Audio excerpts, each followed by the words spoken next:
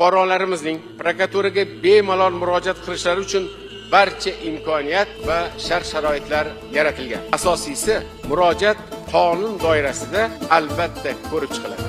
Nig'matilla To'lqinovich Yo'ldoshev, taniqli o'zbek huquqshunosi va davlat arbobi, Olmaliq shahar prokuratura tergovchisi, Toshkent shahrining Yunusobod tuman prokuratura tergovchisi, Yunusobod tuman prokurori, O'zbekiston Respublikasi Bosh prokuraturasi Ichki xavfsizlik inspeksiyasi boshlig'i, Bosh prokuraturada pul yuvishga qarshi kurashish bo'lim boshlig'i, O'zbekiston Respublikasi Bosh prokurorining o'rinbosari, O'zbekiston Respublikasi Adliya vaziri, O'zbekiston Respublikasi Oliy Majlis Senat raisi, Prezident Islom Karimov vafotidan so'ng qisqa muddatga O'zbekiston Respublikasi prezidentining vazifasi bajaruvchisi, O'zbekiston Respublikasi bosh prokurori Nig'matilla Yo'ldoshev 1962-yil 5-noyabrda Toshkentda tug'ilgan. U Toshkent davlat universitetida yurisprudensiya bo'yicha tahsil olgan. Faoliyatini Olmaliq shahar prokuraturasida tergovchi sifatida boshlagan va bir necha yil ichida yuksak lavozimlarga ko'tarilgan. 2003-yildan prezident devonida ish boshladi. 2011-yilda esa adliya vaziri lavozimiga tayinlandi. Bu davrda u huquqiy islohotlarga rahbarlik qildi. 2015-yilda